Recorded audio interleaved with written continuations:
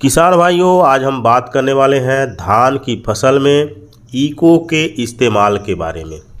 क्या होगा यदि हम अपनी धान की फसल में इको का छिट्टा लगा दें।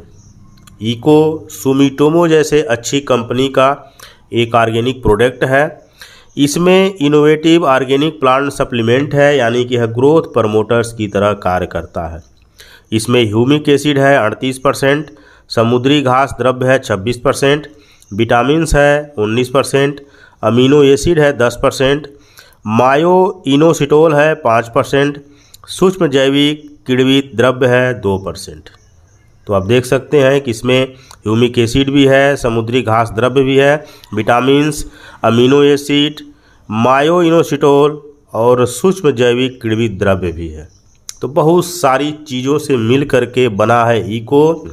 और यदि हम इसका इस्तेमाल अपनी धान की फसल में कर देते हैं तो धान की फसल में ज़बरदस्त ग्रोथ देखने को मिलेगी।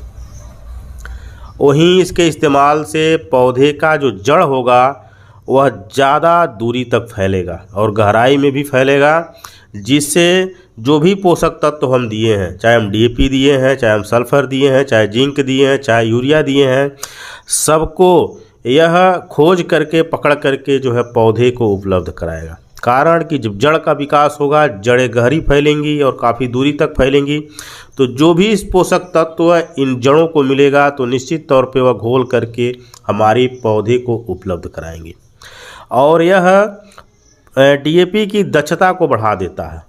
डीएपी जल्दी पौधे को मिलने लगती है, पानी की उपलब्धता बढ़ा देता है पौधे में, और इसके इस्तेमाल से हर उर्वरक की दक्षता बढ़ जाती है। ज़्यादा से ज़्यादा उर्वरक पौधे अवशोषण करते हैं।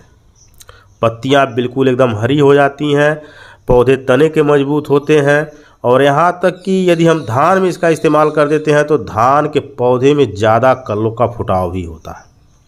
और इसके इस्तेमाल के समय के बारे में बात करें तो यदि हम धान में देने जा रहे हैं तो धान में जब हम पहला यूरिया देते हैं, यानी कि 10 से लेकर 20 दिन के अंदर हम यदि पहली बार इको का इस्तेमाल 4 किलोग्राम प्रति एकड़ की दर से यूरिया के साथ मिलाकर कर देते हैं तो बहुत ही बेहतरीन रिजल्ट देखने को मिलता है।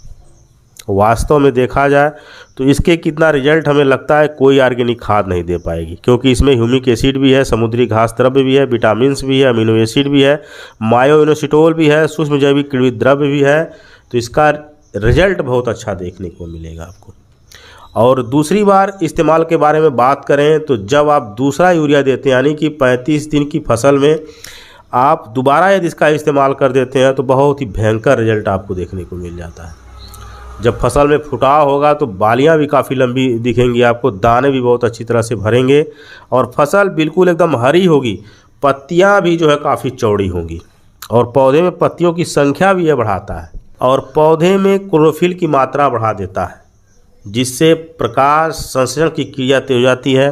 पौधा अधिक भोजन का निर्माण करता है, तो जो भी पौधा अधिक भोजन का निर्माण करेगा तो निश्चित तौर पे उसकी ग्रोथ अच्छी होगी।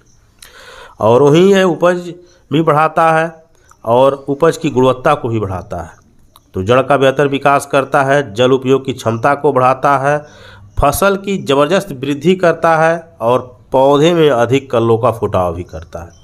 तो आप इसका इस्तेमाल पहले यूरिया के साथ भी कर सकते हैं और दूसरे यूरिया के साथ भी कर सकते हैं। तो आप यदि 2 बार नहीं दे पाने में सक्षम है तो आप 1 बार भी इसका इस्तेमाल करके बहुत अच्छा रिजल्ट ले सकते हैं। और इसका जो डोज होता है वह 4 किलोग्राम प्रति एकड़ होता है। यह दानेदार फार्म में होता है और इसका इस्तेमाल आप किसी भी फर्टिलाइज़र्स के साथ मिला करके कर सकते हैं।